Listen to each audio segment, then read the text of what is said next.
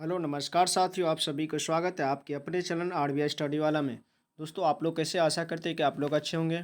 दोस्तों, जैसा कि हम लोग C G L C H S L और एम टी एस के जो क्वेश्चन करते थे, पिछले प्रीवियस ईयर का क्वेश्चन जो करते थे, उसी का सीरीज चल रहा है। दोस्तों, जो भी लोग अगर S S C C G L C H S L या एम टी एस का तैयारी कर रहे हैं, उनके लिए काफ़ी बेहद इंपॉर्टेंट होने वाला है। दोस्तों, अगर आप लोगों के दोस्त सर्कल में भी कोई तैयारी करे तो उन्हें भी ये क्लास शेयर कर सकते, ताकि उनका भी तैयारी अच्छे से हो सके।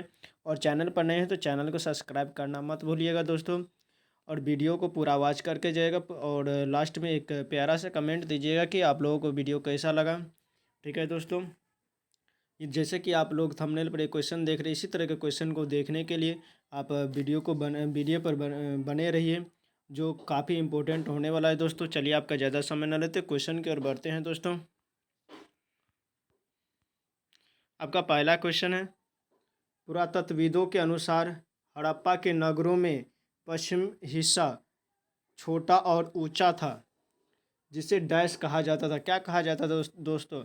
पुरातत्वविदों के अनुसार जो है, हड़प्पा के नगरों में पश्चिम हिस्सा छोटा और ऊंचा था, उसे क्या कहा जाता था? हम ऑप्शन पढ़ते। ए में है नगरदुर्ग, बी में है ओल्पमन्स, सी में है कोलोजियम, और सी में है निचला नगर। क्या होगा दोस्तों? पहला नंबर क्वेश्चन का आंसर बताएंगे। अगर आप लोग क्वेश्चन का आंसर पता होगा तो बताएंगे, और नहीं पता है तो नोट कर लेंगे दोस्तों। तो दोस्तों, इस क्वेश्चन का आंसर हो जाएगा नगर दुर्ग। ऑप्शन ए सही हो जाएगा। क्या होगा? नगर दुर्ग। ठीक है, चलिए अगले क्वेश्चन की ओर बढ़ते हैं। दूसरा नंबर क्वेश्चन है, सरकार की किस शाखा का उत्तरदायित्व कानूनों और नीतियों को लागू करना है? सरकार की किस शाखा का उत्तरदायित्व जो है कानूनों और नीतियों को लागू करना है? हम ऑप्शन पढ़ते। ए में है न्यायपालिका, बी में कार्यपालिका, और सी में है नीति आयोग, और डी में है विधानसभा। क्या होगा दोस्तों? 2 नंबर क्वेश्चन का आंसर बताएंगे दोस्तों। तो दोस्तों, इस क्वेश्चन का आंसर हो जाएगा कार्यपालिका। ऑप्शन बी सही हो जाएगा, कार्यपालिका हो जाएगा। चलिए अगले क्वेश्चन की ओर बढ़ते हैं। तीसरा नंबर क्वेश्चन है, निम्नलिखित में से किसे हिंदुस्तानी संगीत के कई राग और धुनें तैयार करने का श्रेय दिया जाता है? हम ऑप्शन पढ़ते हैं। ए में है राजा मानसिंह, बी में है राजा बीरबल, सी में है राजा तानसेन और टोडरमल। क्या होगा दोस्तों? 3 नंबर क्वेश्चन का आंसर बताएंगे। तो दोस्तों, इस क्वेश्चन का आंसर हो जाएगा तानसेन। ठीक है, इसके नाम पर तानसेन पुरस्कार भी दिया जाता है मध्य प्रदेश सरकार के द्वारा। ऑप्शन सी सही हो जाएगा। ठीक है, चलिए अगले क्वेश्चन की ओर बढ़ते हैं। चौथा नंबर क्वेश्चन है, सुनंदा नायर निम्नलिखित में से किस नृत्य शैली के प्रदर्शन के लिए प्रसिद्ध है? सुनंदा नायर जो है किस नृत्य शैली के प्रदर्शन के लिए प्रसिद्ध है? हम ऑप्शन पढ़ते। ए में है कथक, बी में ओडिसी, और सी में यक्षगान, और डी में है मोहिनीअट्टम। क्या होगा दोस्तों? 4 नंबर क्वेश्चन का आंसर बताएंगे। तो दोस्तों, इस क्वेश्चन का आंसर हो जाएगा मोहिनीअट्टम। ऑप्शन डी सही हो जाएगा, मोहिनीअट्टम के लिए प्रसिद्ध है। चलिए अगले क्वेश्चन की ओर बढ़ते हैं। 5वां नंबर क्वेश्चन है, ये करंट अफेयर्स का क्वेश्चन है। मई 2022 में नीति आयोग के नए उपाध्यक्ष के रूप में किसे नियुक्त किया गया है? 2022 में जो है नीति आयोग के नए उपाध्यक्ष को नियुक्त किया गया है, वो किसे नियुक्त किया गया? हम ऑप्शन पढ़ते हैं। ए में है मनोज पांडे, बी में है सुवन बेरी, और सी में है तरुण कपूर, और डी में एस सोमनाथन। क्या होगा दोस्तों 5 नंबर क्वेश्चन का आंसर? तो दोस्तों, इस क्वेश्चन का आंसर हो जाएगा सुमन बेरी। ऑप्शन बी सही हो जाएगा, सुमन बेरी। ठीक है, सुमन बेरी को नियुक्त किया गया है। चले अगले क्वेश्चन की ओर बढ़ते हैं। 6वां नंबर क्वेश्चन है, डैश में आम्र बौछार सामान्य है? कहाँ पर आम्र बौछार जो है सामान्य है? हम ऑप्शन पढ़ते हैं। ए में उत्तर प्रदेश, बी में महाराष्ट्र, सी में पश्चिम बंगाल, और डी में केरल। क्या होगा दोस्तों 6 नंबर क्वेश्चन का आंसर? तो दोस्तों, इस क्वेश्चन का आंसर हो जाएगा ऑप्शन डी सही हो जाएगा। डी में केरल में जो है आम्र बौछार सामान्यतः होते रहते हैं। चलिए अगले क्वेश्चन की ओर बढ़ते हैं।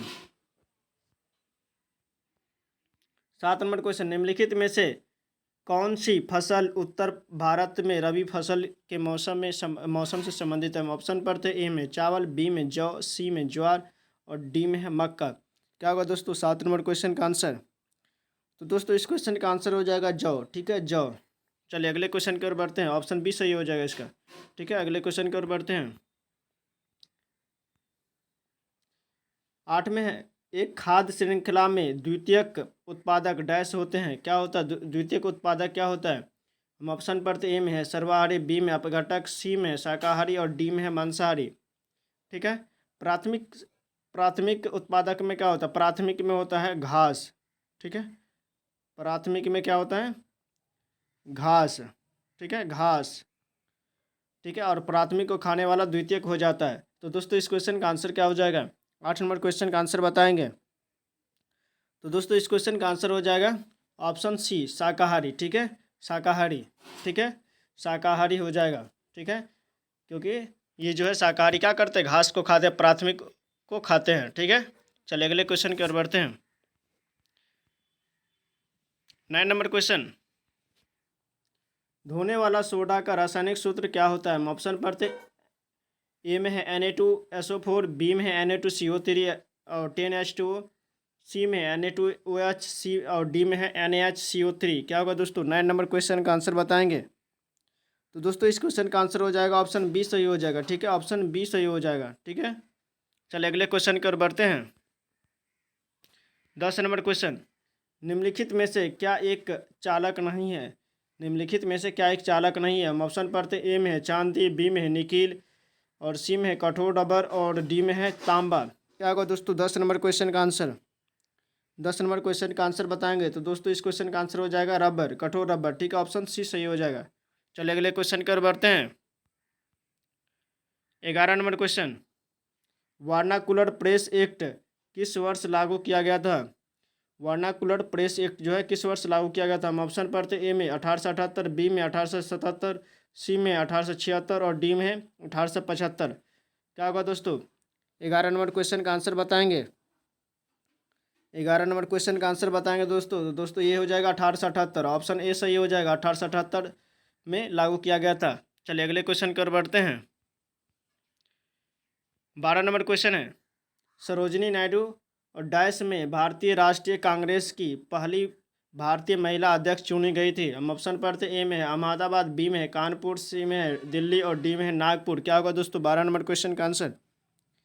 तो दोस्तों इस क्वेश्चन का आंसर हो जाएगा कानपुर। ठीक है, कानपुर में महिला अध्यक्ष के रूप में चुनी गई थी, पहली महिला अध्यक्ष के रूप में चुनी गई थी। ये ऑप्शन बी सही हो जाएगा। चलिए अगले क्वेश्चन की ओर बढ़ते हैं। 13 नंबर क्वेश्चन है, भारतीय संविधान का अनुच्छेद 19 कितने प्रकार की स्वतंत्रता प्रदान करता है? हम ऑप्शन पढ़ते हैं ए में 44, बी में 30, सी में 13 और डी में 6। क्या हो जाएगा दोस्तों 13 नंबर क्वेश्चन का आंसर? तो दोस्तों 6 प्रकार की स्वतंत्रता प्रदान करती है। कितने प्रकार का? 6 प्रकार की स्वतंत्रता। ठीक है, ऑप्शन डी सही हो जाएगा। चलिए अगले क्वेश्चन की ओर बढ़ते हैं। 14 नंबर क्वेश्चन है, अपने आसपास के क्षेत्र से अधिक ऊपर उठी हुई यानी उठा हुआ उभरी और एवं सपाट भूमि क्या कहलाता है? ऐसे जो रहता है, देखिए हम फिगर में बताते हैं। ऐसे रहेगा वो मैदान हो गया, और मैदान से थोड़ा ऐसे ऐसे करके ऊपर उठा हुआ रहता है, ऐसे सपाट। ठीक है, इस भूमि को क्या कहेंगे? तो इस भूमि को पठार कहा जाता है। ठीक है, पठार क्या कहेंगे? तो पठार हो जाएगा। ठीक है, तो इस क्वेश्चन का आंसर क्या हो जाएगा? ऑप्शन ए सही हो जाएगा। ठीक है, पठार, ऑप्शन ए सही हो जाएगा। ठीक है, पठार हो जाएगा। चलिए अगले क्वेश्चन की ओर बढ़ते हैं। 15 और अंतिम क्वेश्चन है, 2011 की जनगणना के अनुसार बाल लिंगानुपात प्रति 1000 पुरुषों पर डैश महिलाएं थी? हम ऑप्शन पढ़ते ए में है 929, बी में 939, सी में 919 और डी में है 9 से 9। क्या होगा दोस्तों 15 नंबर क्वेश्चन का आंसर? तो दोस्तों इस क्वेश्चन का आंसर हो जाएगा ऑप्शन सी सही हो जाएगा, 919। कितना हो जाएगा? 919। ठीक है, चलिए दोस्तों आप लोगों को इस 15 क्वेश्चन में किसको कितना सही हुआ कमेंट में ज़रूर बताएगा। और आप लोग चैनल पर नए हैं तो चैनल को सब्सक्राइब करना मत भूलिएगा, और दोस्तों के साथ भी शेयर कीजिएगा ताकि उनका भी तैयारी अच्छे से हो सके। चलिए दोस्तों, पिछला वीडियो देखने के लिए प्लेलिस्ट में जा कर के देख सकते हैं। क्लास को यही एंड करते हैं। जय हिंद।